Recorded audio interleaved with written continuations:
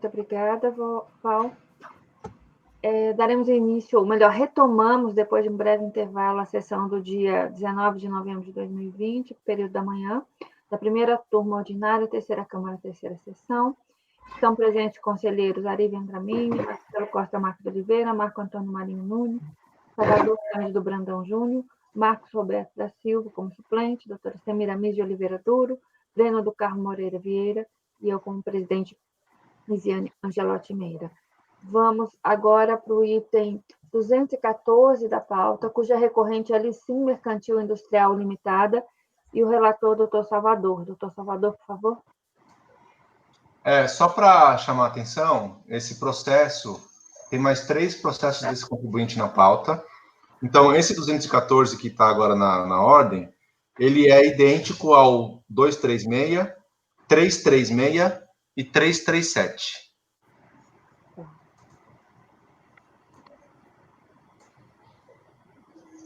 Aí podemos jogar tudo em conjunto? Então, vamos julgar em conjunto os itens 214, 236 e 23... Não. Desculpa. 214, 236...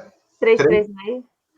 236, 336 e 337. Tá, então vamos julgar os 3 itens em conjunto.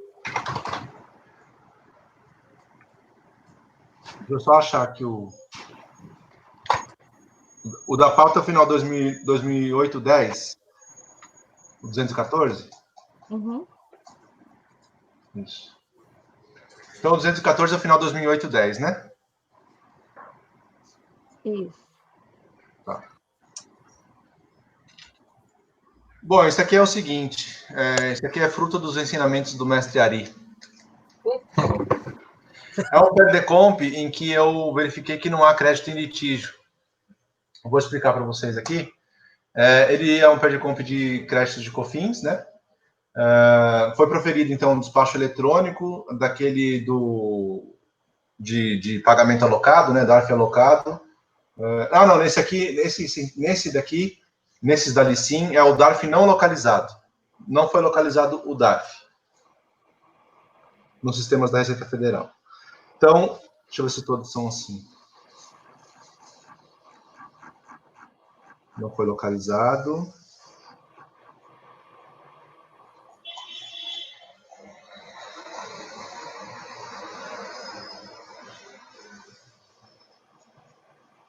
Todos são DARF não localizado no sistema da Receita Federal. Ele informou o DARF equivocado. Notificado do despacho decisório, a contribuinte apresentou manifestação, argumentando erro no preenchimento do PERDECOMP, requerendo o cancelamento da declaração. Argumentou que as declarações fiscais, como a DIPJ, atestam que o montante do PIS devido em outubro de 2003 era de R$ 7.000. Para o pagamento desse tributo declarado, preencheu o DARF, juntando com a manifestação de conformidade em folhas tais, no valor de R$ 7.000, que é o equivalente. O crédito, portanto, é a diferença na DECOMP. Na DECOMP, por equívoco, a contribuinte declarou como pagamento indevido o valor total, informando a data de pagamento equivocada, para compensar com o próprio débito de COFINS do mesmo outubro de 2003, no valor de R$ 7.116. Todo esse equívoco justifica a não homologação e a não localização do DARF no sistema. Então, ele pede para cancelar o PERDECOMP porque ele informou errado os dados do DARF e os dados do débito, do crédito. Teve, então, a decisão de primeira instância, que foi por manter o despacho decisório, dizendo que não é possível, no processo administrativo fiscal, cancelar o PERDECOMP.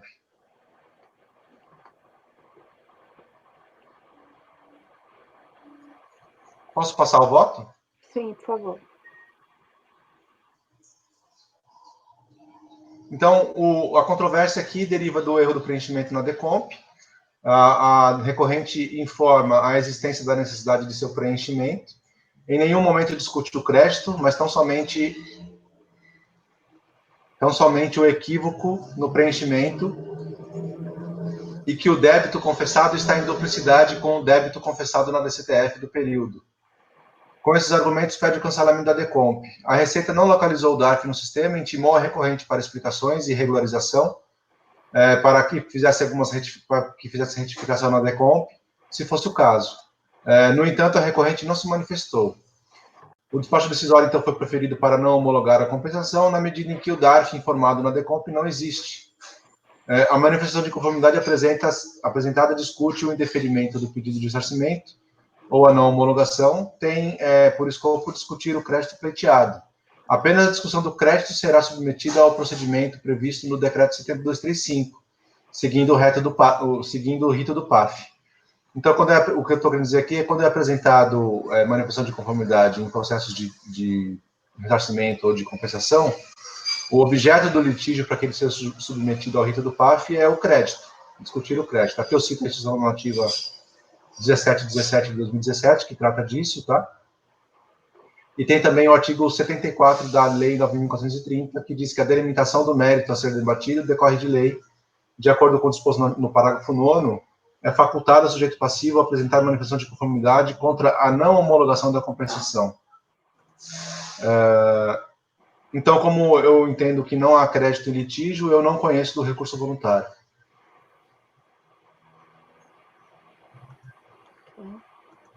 O CARF, eu coloco aqui no final, né? O CARF não é competente para analisar erro de preenchimento e intervir em procedimentos internos da Receita, muito menos para discutir o débito compensado em PERDCOMP. Por não haver crédito em discussão, e sim sobre o procedimento da Receita Federal, deveriam ser condicionados junto à unidade de origem, a unidade de despacho decisório eletrônico, não é possível conhecer do recurso. O caso deveria ter sido resolvido em pedido de revisão de ofício na DRF. Voto por não conhecer do recurso voluntário.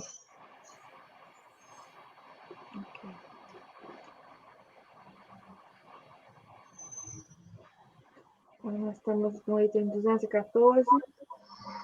Isso vai valer 236, 336 e 337.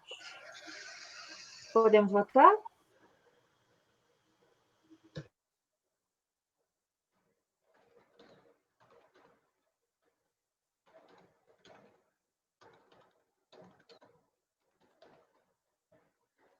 Podemos iniciar a votação? Sim. Doutora Ari, por favor. Doutor Salvador, obrigado pelo mestre. Se assim você é um excelente aluno. Eu voto com o relator. Muito obrigada. Doutor Marcelo. O relator. Obrigada. Doutor Marco Antônio. Acompanha o relator. Muito obrigada. Doutor Marcos Roberto. Também acompanha o relator. Obrigada. Doutora Semira Miss. Acompanho o relator. Obrigada. Doutor Breno. Eu acompanho, presidente. Muito obrigada. Então, nós julgamos os itens 214, 236, 336 e 337, e o julgamento foi por unanimidade de votos, não conhecer do recurso voluntário.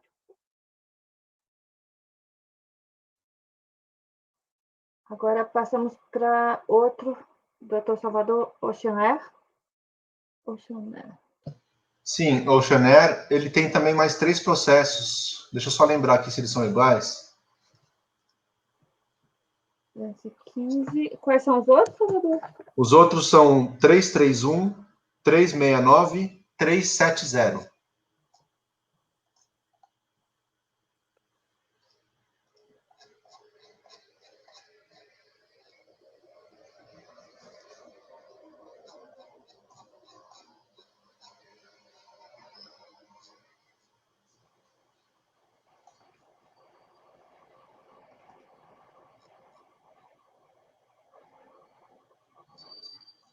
Sim, são todos iguais, tá?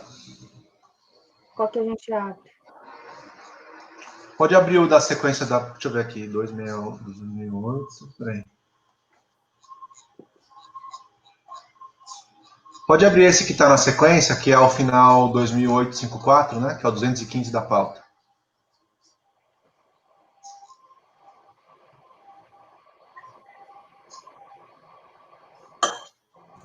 Você pode repetir o número dos outros, por favor? É o 331.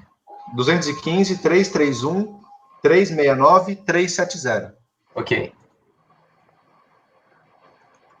Qual que eu abro aqui então, Salvador? Desculpa. Pode abrir o 215, é o final 2854. Tá. Pode seguir.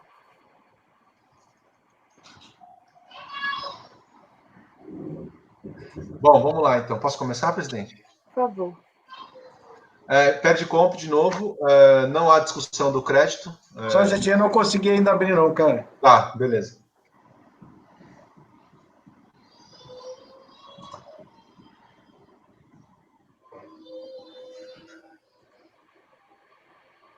Eu nem sabia que a Oceanera operava aqui no Brasil. Eu acho que não está mais. Ela teve uma época aqui.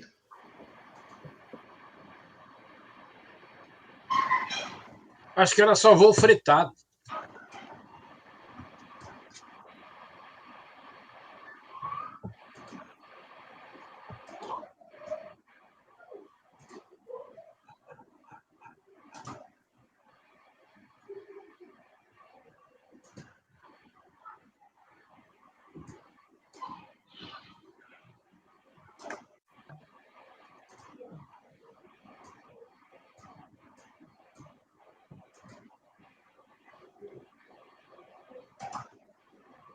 Ok, obrigado.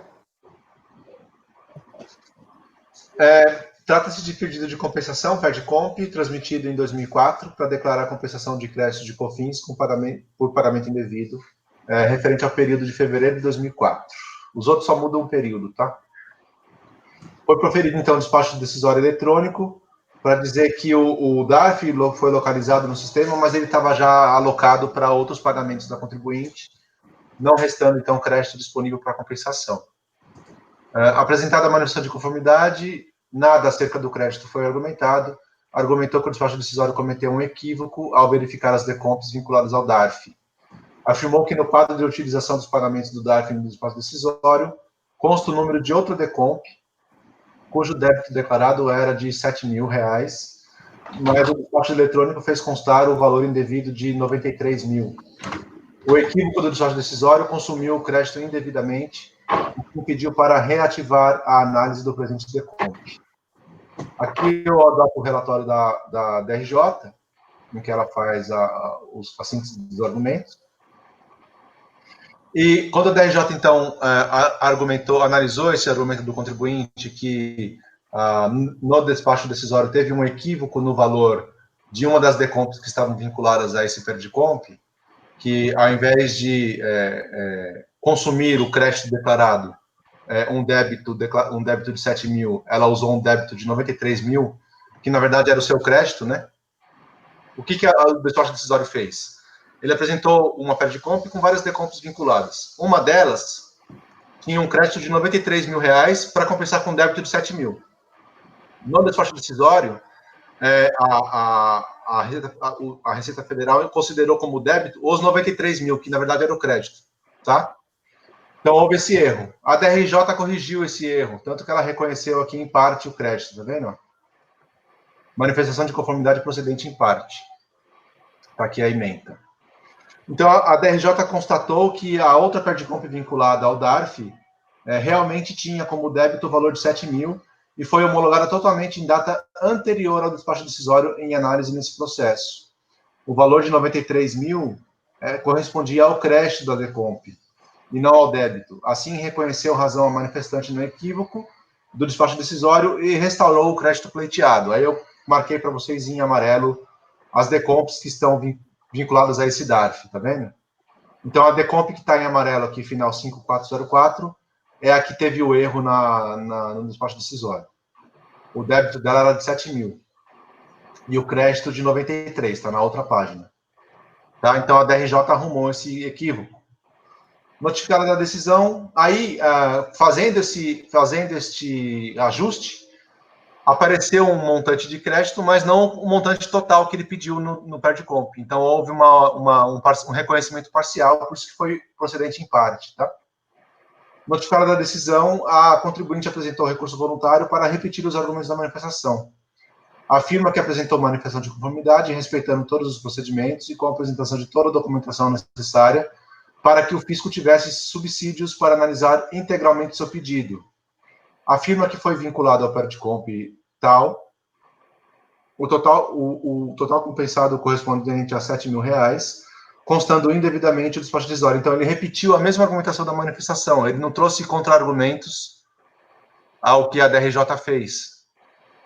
A DRJ reparou o erro da DRF, apareceu um montante de crédito, mas ainda insuficiente. Então, na verdade, todos os créditos pleiteados, assim, que estavam em litígio, no montante do que ainda constava como em aberto na Receita Federal, foram reconhecidos, tá? E no recurso voluntário, ela repisou os mesmos argumentos da defesa inicial.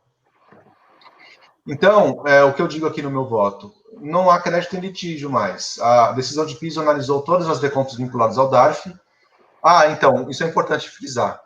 O DARF que ele vinculou em todas as decompos, aquele montante total do DARF que ele vinculou a todas as decompos, foi consumido já totalmente, por várias decompos que ele apresentou. Tá? Então, todo o crédito que ele apresentou em várias decompos já foi integralmente consumido. Então, não sobrou mais crédito para ele utilizar. Conforme o PERDECOMP, percebe-se que não análise em litígio. A R decisão de piso analisou todas as decompos vinculadas ao DARF, informado, e aplicou o crédito disponível na compensação hora em análise, não sendo suficiente para a cobertura do débito confessado. Então, agora o que temos é o débito em discussão. Né? Conforme o PERDECOMP, em análise nesses autos, o crédito original informado foi de 86 mil, para a compensação de um débito de 19 mil. Como visto, para o mesmo DARF, quitado no valor de 114 mil, esse é o valor total do DARF, na data da arrecadação, foram vinculadas várias decomps. Então, todas essas decomps foram consumindo esse DARF, né? E não sobrou mais crédito para discussão aqui nesses autos. Então, eu coloco aqui, né, página 5. A manifestação de conformidade apresentada para discutir o indeferimento do pedido de ressarcimento ou não homologação de compensação tem por escopo discutir o crédito pleiteado. Apenas a discussão do crédito será submetida ao procedimento previsto nesse decreto, 7235. A delimitação do mérito a ser debatido decorre de lei e, de acordo com o parágrafo 9º do artigo 74 da Lei 9.430, é facultado ao sujeito passivo apresentar manifestação de conformidade contra a não homologação da compensação. Portanto, no caso concreto, eu entendo que não há litígio mais a ser submetido ao rito do PAF, tendo em vista que não há discussão sobre a legitimidade do crédito. Por isso, eu voto por não reconhecer o recurso voluntário. Tá? Só para ressaltar aqui, todo o DARF já foi consumido, todo o crédito que estava vinculado a esse DARF já foi consumido em várias decompos, não sobrou mais crédito para discussão aqui, tá? E ele não traz isso na discussão do recurso voluntário. Ele repisa o que ele trouxe na manifestação. Então, eu não conheço do recurso voluntário. Os outros são iguais, tá? Presidente, eu tenho uma observação aqui nesse caso. Eu não sei se é possível, mas eu acho que esse acórdão da DRJ é nulo. Porque revisão de despacho decisório é revisão de ofício. Quem pode revisar é a autoridade emissora do ato. Quem emitiu o ato foi o delegado da Receita Federal. Eu não acho que a DRJ possa revisar um ato do delegado da Receita. Eu acho que a DRJ não podia ter feito isso, não. Ela alterou no sistema, mas o despacho decisório continuou válido. Ela nem anulou o despacho decisório. Ela não anulou, não reviu, o despacho decisório continua existindo. Ela simplesmente foi lá no sistema e alterou o sistema. Eu acho, na minha opinião, que ela não pode fazer isso, porque ela está mantendo um despacho decisório que está completamente equivocado e mexeu no sistema, ou seja, o sistema não reflete mais o que o despacho decisório disse, o despacho decisório está válido, a DRJ acho que fez um imbróglio, acho que esse acórdão é nulo, é minha observação. Ari, aí eu não sei te dizer se ela poderia ter feito isso ou não. Como a DRJ é da própria Receita Federal, eu pensei que ela não, então, o fato dela ser da própria Receita Federal é a mesma coisa que o delegado de Santos rever um ato do delegado do Rio de Janeiro. Não pode. Quem pode rever de ofício o ato é a própria autoridade que emitiu. Por isso que tem a figura do pedido de revisão. A pessoa pede a revisão do ato, o delegado revê. Agora, um outro rever o ato do delegado, eu acho que isso é nulidade. A DRJ é composta por auditores da Receita, mas a primeira instância de julgamento tem que seguir, né, o rito do 70235. Então,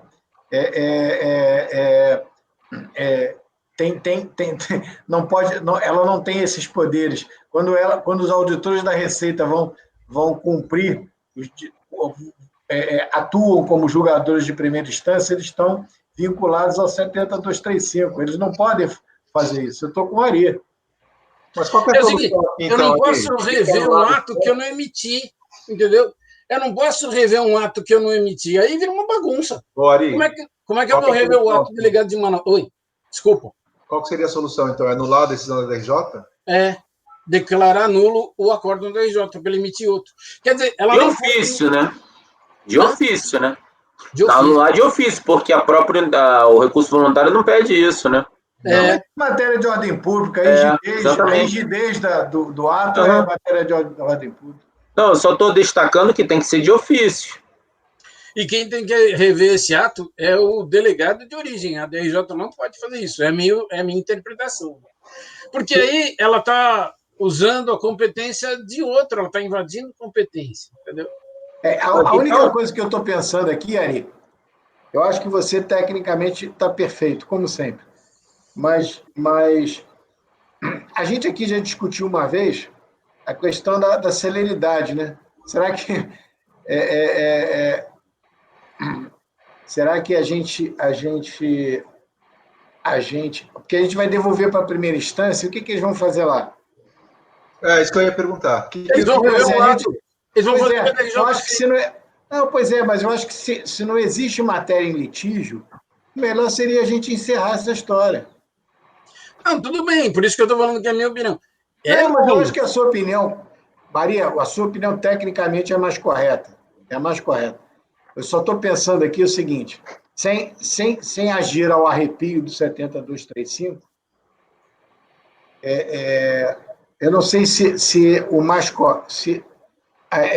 privilegiando o princípio da celeridade, se não seria melhor a gente, de uma vez por todas, não conhecer do recurso voluntário, tá? E essa história acabar. Porque o efeito é o mesmo. Entendeu? A gente não conhecer do recurso voluntário e acabar com a história, porque... se a gente não conhece do recurso, também é uma saída, porque você não está se metendo no mérito da questão. Pois é isso. Porque voltar para a DRJ é para a DRJ não conhecer. Agora, tempo, né? não sei se a gente pode dizer que não viu. Claro, não, mas a coisa mais correta é o que você está sugerindo, tá? E se você abrir essa divergência, eu vou te acompanhar. Porque é o Mas mais olha correto. só, eu até entendo o que foi falado pelo doutor Marcelo, mas não conhecer, o processo vai se manter do jeito que ficou. Então. E eu acho que está errado. Mas qual foi a decisão da origem? A origem deu um crédito para ele. Ele arrumou lá no sistema da Receita Federal o equívoco da DRF. É isso, Roberto. O resto dependeria do contribuinte retificar a DCTF, que provavelmente agora não é mais possível. Eu estou dando uma lida aqui no despacho, eu não verifiquei, eu não consegui observar onde está escrito que a DRJ mexeu nos sistemas. Pelo que eu vi aqui, a DRJ apenas considerou como crédito, isso, né, o valor lá total e reduziu o valor do débito. Reduziu mais aqui na decisão, ou seja, ela informou erroneamente 93 quando era menor. Era apenas 7 mil aqui, de acordo com o que está escrito. Isso. Ele usou... o débito não era 93, logo sobra um crédito. Né? E ela fez consultas aqui e chegou a uma conclusão, né, de que seria uma homologação parcial aqui. Eles podem homologar lá na DRJ. Tem várias telas aí do sistema. Pois né? Aí eu não observei aqui, doutor Ari, se a DRJ mexeu ou não, mas pelo visto aqui não mexeu. Ela apenas considerou o valor do débito menor do que aquele informado erroneamente lá no ato original. E esse ato aí original, lá da unidade de origem, deve se pautar, logicamente, na declaração da recorrente, que colocou a maior o débito, né? Então, bom, se ela não mexeu no despacho, aí ela não fez revisão nenhuma, não tem nulidade. Eu não estou vendo aqui nenhum momento aqui que ela foi lá, disse, eu fui lá nos sistemas lá. Não, ela fez isso na decisão só. Na verdade, ela está montando umas planilhas aqui para demonstrar que o valor do débito não era aquele.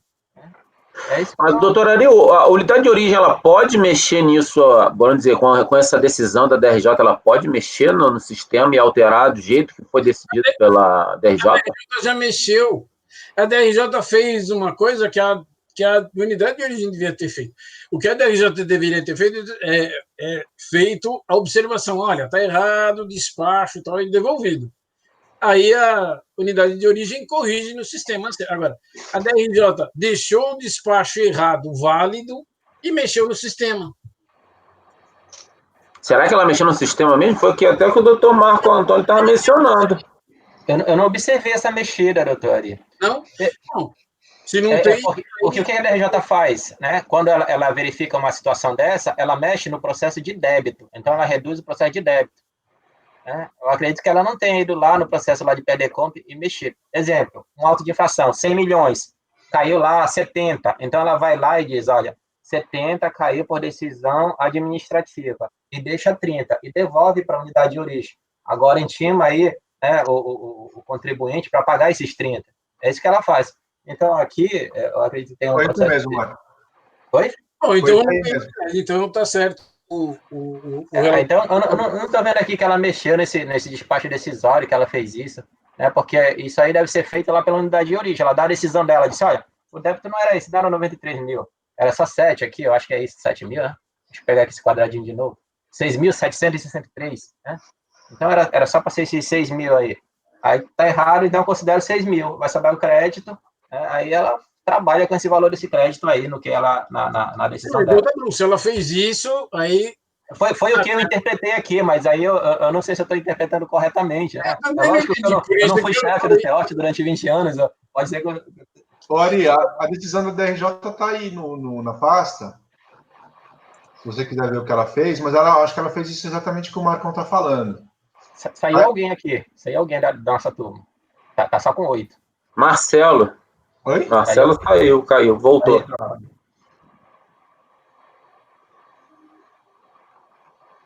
Porque eu tive a impressão... O passo é bem pequeno. O Salvador fez o relatório, que a DRJ tinha ido lá e reconhecido no sistema um crédito de outra DECOMP. Não, ela imprimiu várias telas do sistema e verifica que a DECOMP tinha um valor de débito menor mesmo, como o contribuinte tinha alegado. E aí ela concedeu... Já tem um erro na DECOMP, né? Não, o erro foi no despacho decisório. O erro foi do quê? No despacho decisório. A DECOMP está certa. O despacho decisório fez constar um débito errado. Isso. Então ela corrigiu o despacho decisório. Então está certo. Então você está certo, eu não conhecia do recurso mesmo, concordo. Voltamos ao voto inicial do relator. Então o que eu disse fica sem efeito. Deixa eu só esclarecer uma coisa, Lisiane, eu cometi um equívoco aqui. Sim. Esse 215, ele é idêntico ao 370, tá?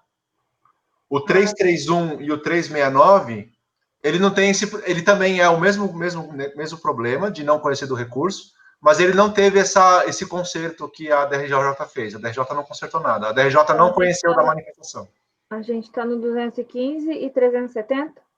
Estamos no 215 e 370, isso. Tá bom.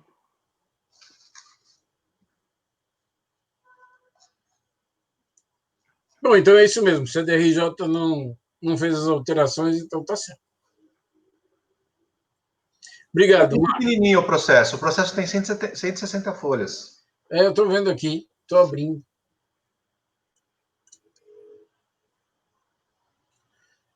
Então. É que é lento, né? Nossa. Não, mas o Marco já viu que não teve... Que a DRJ não mexeu em nada, ela só reconheceu que teve um erro no despacho decisório, tá certo, então. Ela só reconheceu o erro e deu o crédito. Eu cheguei a essa conclusão lendo aqui o voto do doutor Salvador, não vi o processo não, tá? Eu não vi, só queria só que confirmassem isso mesmo, porque pelo voto aqui, eu não detectei que a DRJ foi lá e alterou os sistemas. Ela simplesmente fez as consultas e verificou que a argumentação da recorrente procedia, de que o débito não seria 93, seria apenas de 6.763,42. E ela mesma homologou, né? Aí ela saiu aqui trabalhando com essa diferença de 86, 536 e 87. Não, isso não tem nada a ver com o processo, isso eu não vou. Isso é um parênteses. Eu fico na dúvida se a DRJ pode homologar a compensação. Não, ela já reconheceu o crédito. Eu já vi várias decisões da DRJ que ela homologa. Eu já homologa vi. mesmo, volta já homologado para a unidade de origem. Nós aqui é que não podemos, né? Não sei se a DRJ pode. Já vi, mas isso é um parênteses, fecha parênteses, não tem nada a ver com esse processo. Eu acho que eles se arvoram desse poder. Eu acho que pelo PAF ele não pode, não. Mas fecha parênteses, não tem nada a ver com esse processo. É como eu já vi a não ser que a Receita Federal, pode ser até que tem uma portaria da Receita Federal, o seu regimento lá, que diga que a decisão da DRJ equivale, aí é um negócio fora do PAF, né? Pelo regimento da Receita, confere essa autoridade à DRJ. Mas pelo PAF, não. Pois é. Eu já vi um monte de decisão da DRJ homologando compensação. Bom, é verdade, Marco, não parece que ela tenha mexido, não. Verifica aí com cuidado, né? Porque eu não consegui verificar, não consegui aqui. Quando a gente abre esses PDFs aí na pasta T, demora um pouquinho. Né? Não abrir.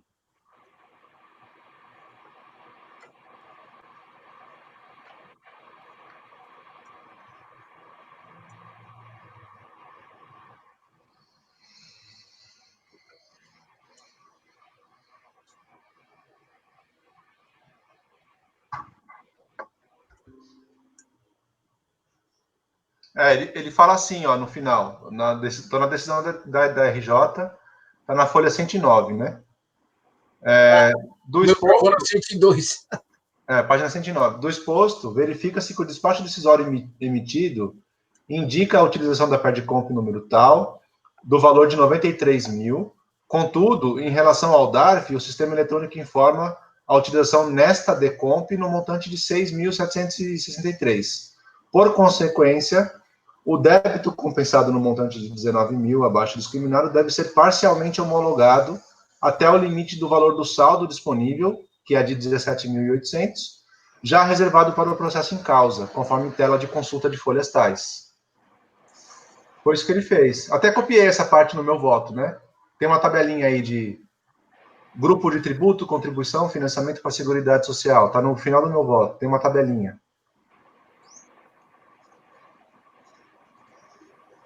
Código da Receita, número 2172. Principal, 15.700, multa tal, total 19 mil. Então, a DRJ só homologou essa parcela desse débito aí, com o crédito que apareceu. O que ela fez foi isso mesmo, ela pegou o débito, como o doutor Marco falou, ela mexeu no débito, ela não mexeu no despacho, não. Nem mexeu no sistema. Então, você está certo, Salvador, a sua decisão está correta mesmo. Aí ele fala assim, conclusão, ante o exposto, voto no sentido de considerar procedente em parte a manifestação de conformidade para reconhecer o direito creditório do contribuinte no valor de 17.800 e homologar a compensação declarada até o limite desse valor. Não, está certo. Isso ainda vai voltar para a unidade de origem, né? Aí a unidade de origem vai fazer esse encontro de contas com o valor que ela está reconhecendo. Doutor Ari, eu acredito até que a DRJ não tenha perfil para mexer nesses sistemas, não. Eles têm um setor específico. Não, para consultar tem, mas agora para mexer, para alterar, eles têm setores específicos que fazem essa alteração após o julgamento. Eu não sei, né? Se de repente o próprio julgador lá, por ser uma questão muito difícil. Mas isso eu não tenho certeza. Eu apenas observava isso nos processos, né? Que após a decisão era jogada para um outro setor, e que o outro setor é que fazia essa alteração, muitas vezes não dava para fazer essa alteração, voltar para a unidade de origem, fazer determinados ajustes, não é processo, para retornar para eles fazerem. Então, quando eles não conseguiam mesmo, aí dizer, deixei de ajustar a decisão no sistema de cobrança por conta dessa informação. Aí mandava e pronto, estava resolvida a parte deles lá na DRJ. Mas pode ser que tenha julgador aí que faça isso mesmo. Eu não tenho certeza sobre isso. Não, mas para encerrar a questão, você está certo, Salvador. Não houve essa nulidade.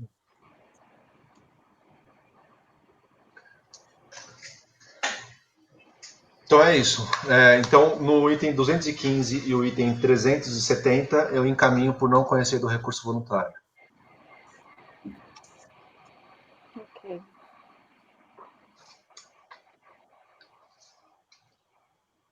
Podemos votar? Doutor Ari? Com o relator. Obrigado. Doutor Marcelo? Com o relator. Muito obrigada. Doutor Marco Antônio? Acompanha o relator. Obrigada. Doutor Marcos Roberto? Também acompanho o relator. Doutora Samira Miss? Acompanhe o relator. Obrigada. Doutor Breno? Também acompanho o relator, presidente. Muito obrigada. Eu também acompanho o relator. Então, nós efetuamos o julgamento dos itens 215 e 370 e a decisão foi por unanimidade de votos não conhecer o recurso voluntário. Presidente, a gente pode continuar com esses dois desse mesmo contribuinte ou vamos passar para outro? Podemos. Não, a gente É vai o 331 e o 369 da pauta. A solução é a mesma. A diferença é que não teve esse erro no despacho decisório. Mas eu posso passar a expor aqui para vocês. Mas o 369 foi junto com esse que a gente acabou de ver? É outro? É outro. 369 e 331. É o mesmo contribuinte. A solução é a mesma, de não conhecer do recurso. Não, perdão, desculpe, o 370. O 370 foi junto. Salvador, deixa eu só anunciar de novo para ficar bem claro. Então, nós vamos iniciar o julgamento agora dos itens 331 e 369. Doutor Salvador, por favor. Vocês podem abrir o... Deixa eu ver aqui. O 331, que é o final 2009-07. Então, é um perdecomp também de COFINS, de julho de 2006, créditos de julho de 2006. Foi proferido o despacho decisório eletrônico com pagamento alocado, né, DARF alocado, integralmente utilizado para outros débitos da contribuinte. Aí ela apresentou a manifestação de conformidade e nada contestou sobre o crédito, apenas disse que ela se equivocou e ela ia fazer uma nova perdecomp. E aí a DRJ não conheceu da manifestação. Ela foi notificada da decisão e no recurso voluntário ela afirma que a mesma coisa, que ela respeitou todos os procedimentos para apresentar a manifestação e ela informa de novo que ela, na verdade, aqui ela já fez, né? Ela informa que fez uma outra perdecomp com um DARF complementar para corrigir os erros que ela tinha cometido na perdecomp atual. Ou seja, não tem crédito em discussão.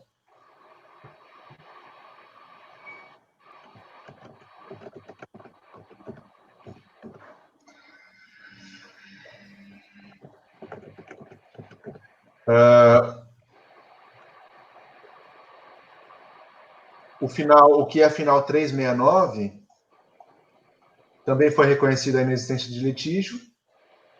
E no recurso voluntário ele também disse que o saldo em aberto, né, que ficou na decomp, o débito em aberto que ficou na decomp que ele apresentou, ele emitiu uma outra decomp para pagar esse débito, né, apresentando um outro crédito para realizar a compensação. Então, assim, ele não está discutindo nenhum desses dois processos o crédito em litígio. Ele meio que argumenta que houve mesmo erro nas perdecomps originais e que ele faz outras decomps para apresentar novas compensações.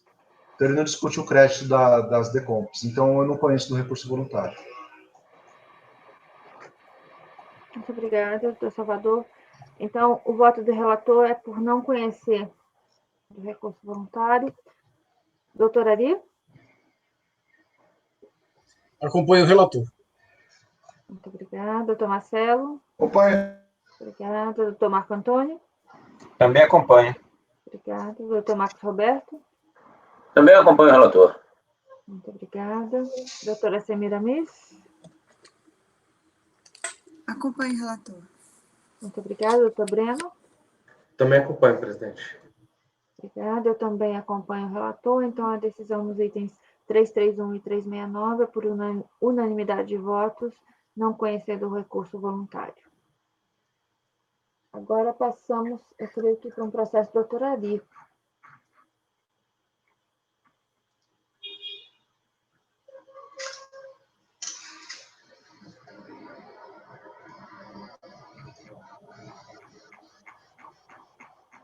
Deixa eu verificar aqui.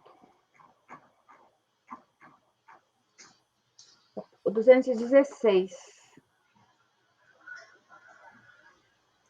E ele se repete do 217 ao 222. Isso. Então, vamos iniciar o julgamento do item 216, cuja recorrente é semi-industrial limitada, de relatoria do doutor Ari. Doutor Ari, por favor. Já está aí na pasta, coloquei para vocês. Esse caso aqui é muito parecido. É uma declaração de compensação de COFINS não cumulativa e alegada origem do crédito é um DARF de 33 mil. A compensação não foi homologada em função do valor ter sido alocado totalmente. A requerente apresentou manifestação onde disse que teria cometido um equívoco no preenchimento da DCTF e apresentou um demonstrativo que, no seu entender, comprova suas alegações, solicitando que seja homologada a compensação. A DRJ diz que, na sua decisão, que a apresentação de DCTF é prova insuficiente e que o ônus da prova é do requerente, portanto, não existe crédito por falta de comprovação. No recurso voluntário, a recorrente apresentou todos os argumentos já ditos, que ela retificou a DCTF, e ela apresentou uma planilha que eu reproduzi aqui para vocês. Ela disse que teve créditos e não débitos, ela apresentou essas planilhas. Só isso, a DCTF retificadora e essas planilhas aqui, ó. Dizendo que, não obstante haver créditos, erroneamente recolheu nos meses de dezembro de 2010 e janeiro de 2011 dois valores, respectivamente, comprovante, conforme comprovam os dados anexos. Os valores equivocadamente recolhidos decorreram dos seguintes cálculos, também duas planilhas que demonstram cálculos feitos pela recorrente. Diante do exposto, requer seja admitida a compensação por tratar-se de crédito líquido e certo, posto que decorreu de pagamento indevido e não decorreu de eventual saldo credor não utilizado. É só essa alegação que ela traz e essas planilhas. E ela junta no recurso voluntário cópia de notas fiscais de saída e carta de correção, cópia de SDARFs e cópia de folhas do registro de saídas. Só isso, mais nada. Aí eu estou dizendo, em resumo, que apesar dela ter juntado essa documentação, ela não juntou a consolidação contábil, lá no item 18, na página 7. Eu disse o seguinte: no caso presente, a recorrente alega que houve erro de fato, pois teria cometido erro no preenchimento da DCTF. A recorrente apresenta diversos documentos contábeis para suportar sua alegação, como cópia de notas fiscais de saída e cópias do livro Registro de Saídas. Entretanto, não traz aos autos documentos contábeis para demonstrar as conciliações contábeis referentes às operações que procura demonstrar e para justificar seu erro. Aí estou dizendo que a escrituração contábil faz prova a favor da recorrente e que o regulamento do imposto de renda é que fundamenta essa escrituração contábil. Ademais, como já sedimentado no CAF, a apresentação do DCTF retificadora após a ciência do despacho decisório não elide o conhecimento do direito defendido. Portanto, não tendo a recorrente trazido aos autos documentos contábeis que suportassem suas alegações, não há como questionar o despacho decisório, o acórdão da RJ, e eu nego o provimento ao recurso, não reconheço o direito creditório, é meu voto. Muito obrigada, doutora Ari. Podemos votar? Doutor Marcelo? Com o relator. Muito obrigada. Doutor Marco Antônio? Acompanho o relator. Muito obrigada. Doutor Salvador? Acompanho. Obrigada. Doutor Marcos Roberto? Também acompanho o relator. Muito obrigada. Doutora Semiramis? Acompanhe o relator. Muito obrigada. Doutor Breno? Com o relator, presidente. Muito obrigada. Eu também acompanho o relator. Então, o voto é por negar provimento ao recurso voluntário e é por unanimidade de votos. Passamos agora... Estamos no item 216. Assim, o item 216, ele é paradigma para os itens 217 a 222, que receberão o mesmo resultado. E agora sim, passamos... Creio que É o 237, é isso? 237 foi retirado de pauta. Então, é 238. E o 236 já foi? Já? Todos do Foi. Breno já foram ali. Não, esse é do Salvador, ele sim, já foi. Não, o 236 do Salvador, mas já foi, né? Já foi. Eu acho que é o 238 agora. Agora é o 238, que é da minha relatoria. Já está na pasta, eu consegui aqui no intervalo que funcionou colocar. É o da ortometal, deixa eu ver aqui para mim também. Eu creio que a gente não vai ter muitas questões aqui. Então, passar ao julgamento do item 238, cuja recorrente é Ortometal Metalúrgica Ortopedia Industrial Limitada, da relatora sou eu, Lisiane Meira. Bom, na verdade, aqui é um pedido de compensação, né? Houve a decisão na DRJ, né? No sentido de que não foi comprovado, mas a questão aqui era um pouco mais específica. O que aconteceu? Não foi apresentado recurso ao CARF, né? Foi apresentado um documento solicitando que sejam solicitando providências à delegacia e dizendo que seriam juntados documentos. Então, sequer houve uma contestação em relação à decisão da DRJ.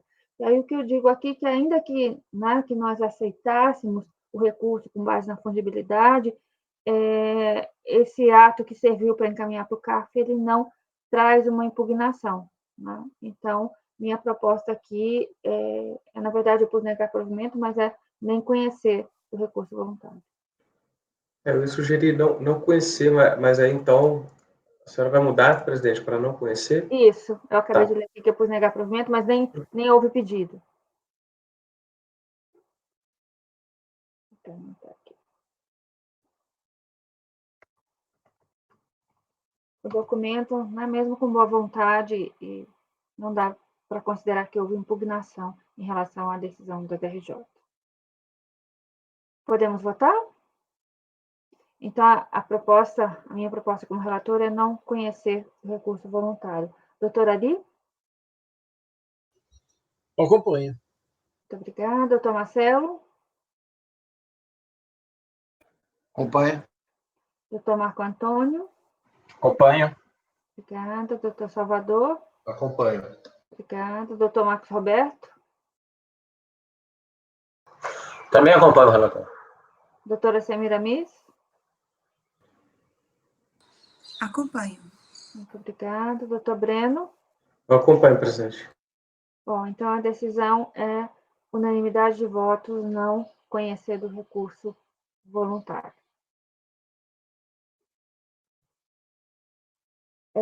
Esse item 238, ele serve como paradigma dos processos 239 a 246. Então, todos terão o mesmo resultado. E agora nós passamos... achei que já é um doutoraria aqui. Nós não julgamos ainda, né, doutora, de 247? O senhor acha que tem tempo hábil? Desculpa, não ouvi. O senhor acha que tem tempo hábil? Sim. Sim? Então vamos aí. Por favor. Então vamos ao julgamento do item 247, cujo recorrente é Paulo Ambrósio, e o relator, a doutora Ari. Por favor, doutora Ari. Bom, está aí na pasta. Eu vou tentar resumir, porque tinha muitos detalhes, mas em suma é o seguinte, o recorrente é um advogado e ele importou um carro, um Mustang, um carro importado. Como na época em que ele fez a importação, em 2013, vigoravam várias decisões judiciais de que importação de pessoa física de bem para uso pessoal não tinha incidência de IPI. E como ele sabia que no despacho aduaneiro existia essa corrente doutrinária, mas nessa época ainda o Supremo ainda não havia se manifestado. Se manifestou em 2014, com relação à não incidência de IPI para produtos importados por pessoa física para bens de uso pessoal. Então, ele entrou com um mandado de segurança para que não fosse cobrado o IPI nessa importação. Nesse mandado de segurança, ele obteve liminar. Isso foi antes da importação. Ele entrou em 2012. A importação foi em 2013. Na sentença, a liminar foi confirmada, mas foi sujeita ao reexame necessário ao TRF da 4ª Região. O TRF da 4ª Região, nessa época, já havia uma segunda corrente doutrinária de considerar que a importação por pessoa física, por não ferir a não cumulatividade do IPI, havia incidência de IPI, havia essa balança de doutrinadores. O TRF da 4ª Região reviu o entendimento, cancelou a liminar, reviu a sentença e considerou a incidência do IPI nessa operação. Bom, baseado depois disso, essa decisão saiu em 2013, pouco antes da importação. Quando foi feita a importação, a Receita foi lá e fez o auto de infração, cobrando o valor do IPI, porque ele havia recolhido uma parte do valor da COFINS de importação e do PIS de importação. Então, a Receita fez um auto de infração para o IPI, para o restante do PIS e COFINS de importação, dizendo que, como não havia mais proteção judicial, o crédito era exigível. O que ele fez logo depois que o TRF publicou o acórdão? Ele entrou com recurso extraordinário ao STF e com recurso especial ao STJ, solicitando efeito suspensivo ao recurso. Acontece que, nessa época, quando ele entrou com esse pedido, já havia uma repercussão geral reconhecida no STF dessa discussão da incidência ou não do IPI na importação. Tanto o STF como o STJ determinaram o sobrestamento do recurso até a decisão do STF. O STJ negou o efeito suspensivo ao recurso.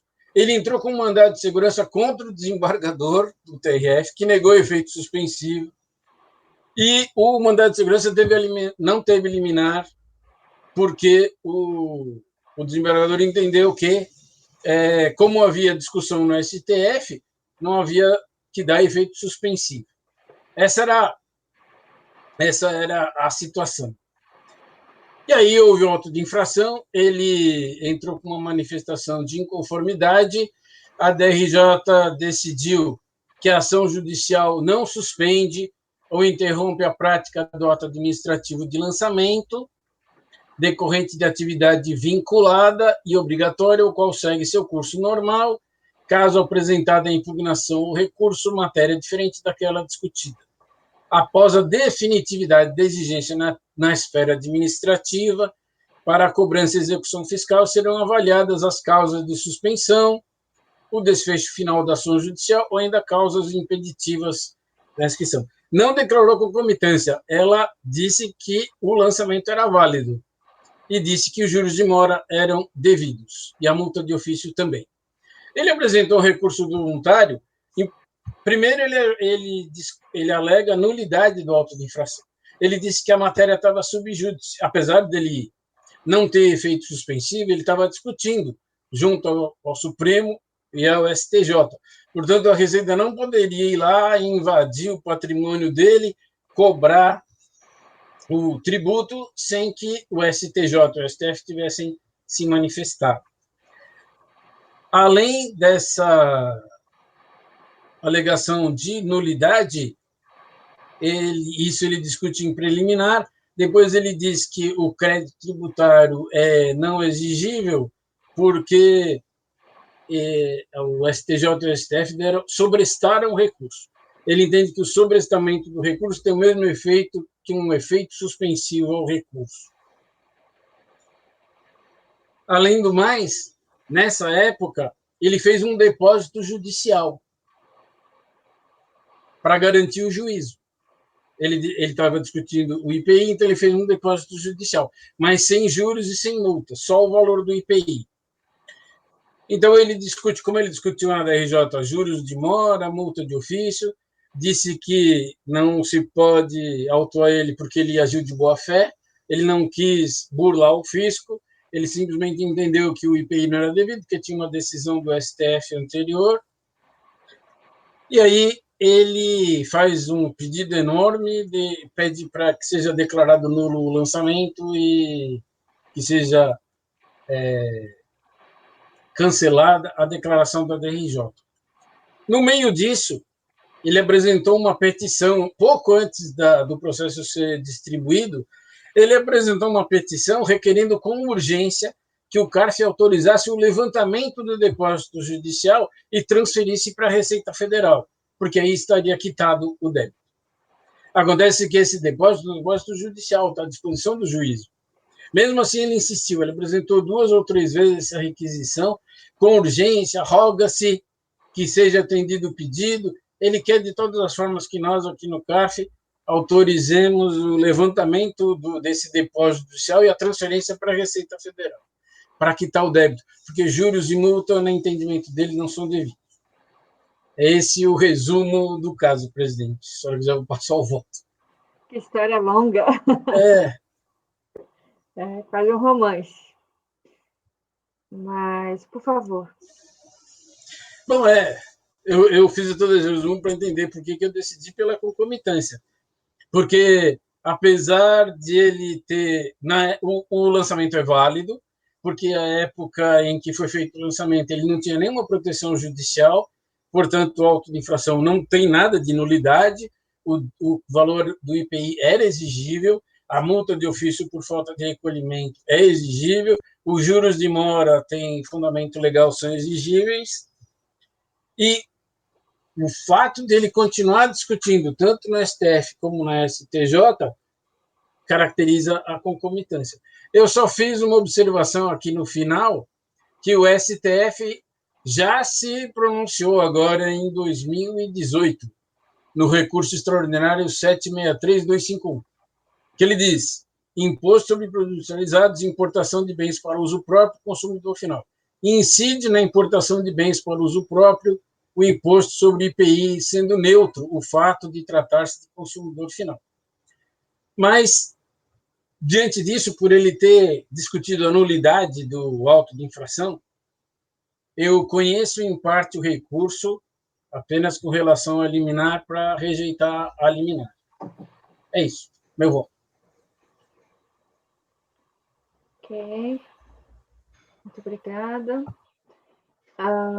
Então, a proposta é conhecer em parte só para rejeitar a preliminar. Vamos à votação. Doutor Marcelo? Acompanho. Muito obrigada. Doutor Marco Antônio? Eu queria só tirar uma dúvida antes, se ele não questionou os acréscimos decorrentes aí da autuação, porque esses acréscimos seriam também concomitantes? Ele está discutindo tudo, ele está discutindo a incidência do tributo. Então, ele está dizendo que o auto de infração é nulo justamente porque os juros e a multa não incidem porque ele está discutindo, então está englobado no... Tá, então, incluída na preliminar. Ok. Acompanho. Obrigada. Doutor Salvador? Acompanho. Obrigada. Doutor Marcos Roberto? Também acompanho o relator. Obrigada. Doutora Semiramis? Presidente, agora eu que fiquei com uma dúvida.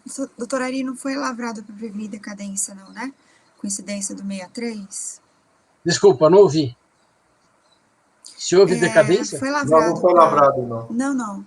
Se foi lavrado para prevenir decadência. Não foi. Então, Foi lavrado porque ele não tinha proteção, ele importou, a liminar não tinha mais validade, não foi para prevenir decadência, não.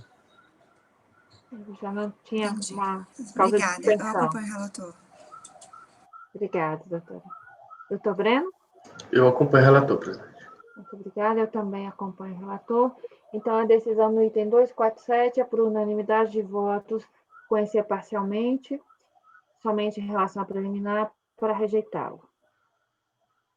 Com isso, encerramos. Agora seria o item 248. Começamos o 248? Vamos lá? Ele já está na pasta? Aqui para mim.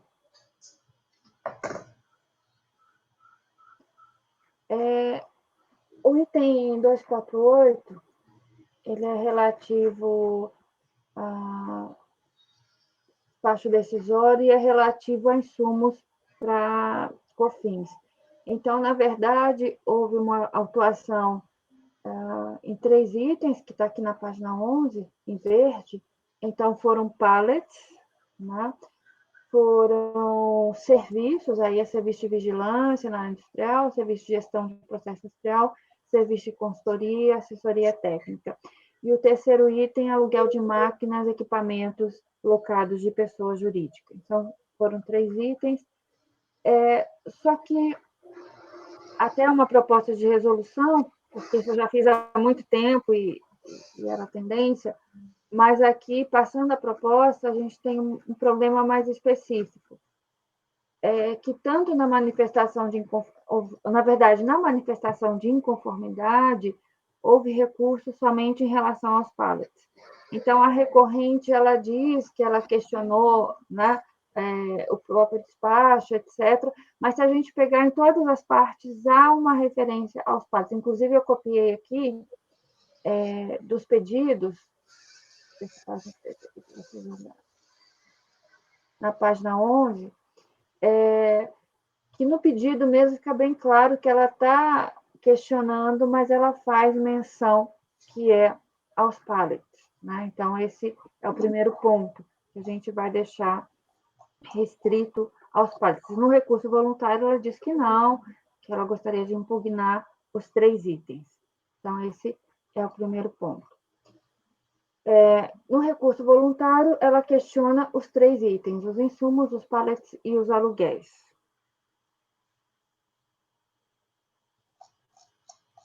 Então, basicamente, é esse o relatório.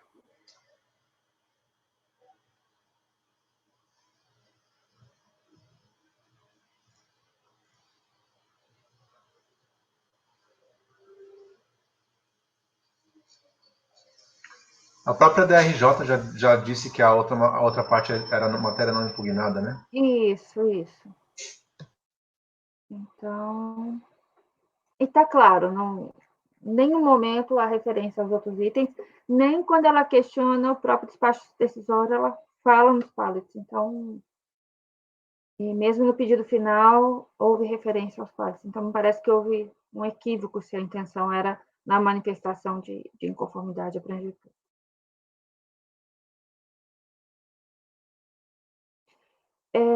Bom, apesar de ter uma proposta inicialmente de resolução, não é esse o meu voto.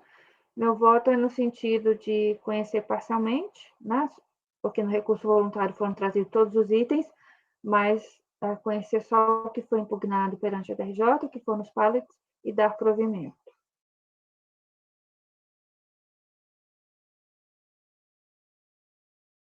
Como eles é conhecer parcialmente, dá provimento na parte conhecida, é isso? Isso.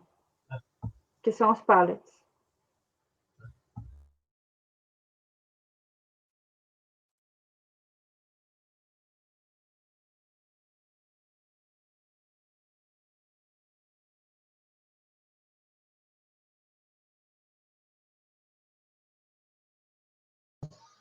Só uma questão, no despacho decisório, a fiscalização, ela comenta que pallets são esses? Porque eu vi aqui que são pallets de madeira.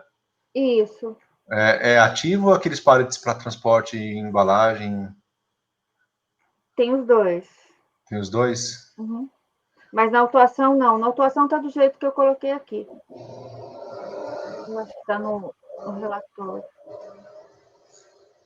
Mas ela defende que sim, mas que eles vão com o produto. E não volta, né? É o argumento dela, que vai com o produto e não volta. Presidente, lá no final, a senhora coloca ali serviços não aplicados diretamente ao processo industrial, lá naquela parte do mérito. Tem alguma coisa nesse sentido? O problema é que ela não impugnou isso na manifestação de inconformidade. Ah, tá bom. Então isso aí não toma conhecimento. Porque no recurso voluntário ela voltou a atacar os 3 itens, mas na manifestação de inconformidade ela só atacou os pallets. Só o pallet. Então a questão aqui, a gente só está analisando o pallet. Só o pallet. Ah, tá bom.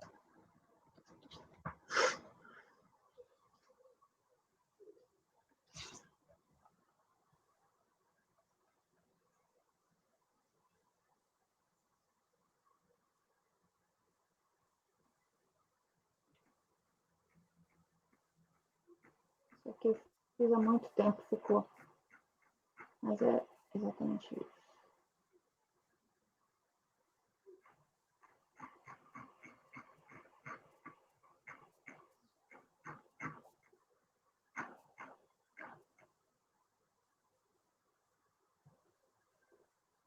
Ok, então, resumindo, a minha proposta é conhecer só em relação aos pallets e aceitar esse argumento de que eles entregam o produto porque ele não há um retorno, portanto, seria um insumo.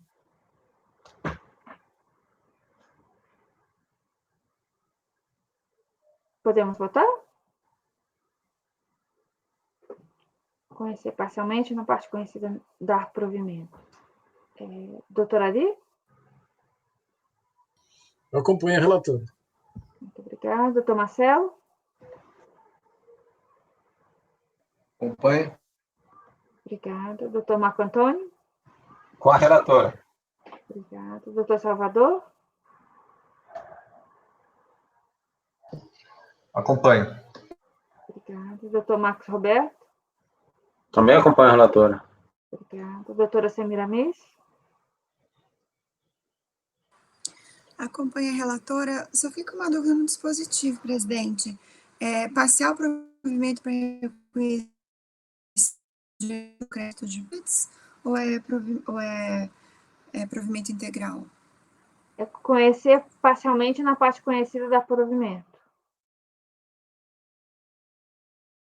Provimento é integral, então. Ah, tá. Na parte conhecida dá provimento. A provimento, a gente não pode ser integral ou parcial, porque é parcial, que é só da parte conhecida. A gente normalmente coloca assim. Não tem outro insumo que sobrou, né? Não. Tá bom. Entendi, obrigada. Doutor Breno? Eu acompanho, presidente. Obrigada. Então, a decisão é por unanimidade de votos, conhecer parcialmente na parte conhecida, dar provimento ao recurso voluntário, em relação aos pallets. Bom, com isso encerramos a sessão da manhã. Eu peço, por favor, a Val que...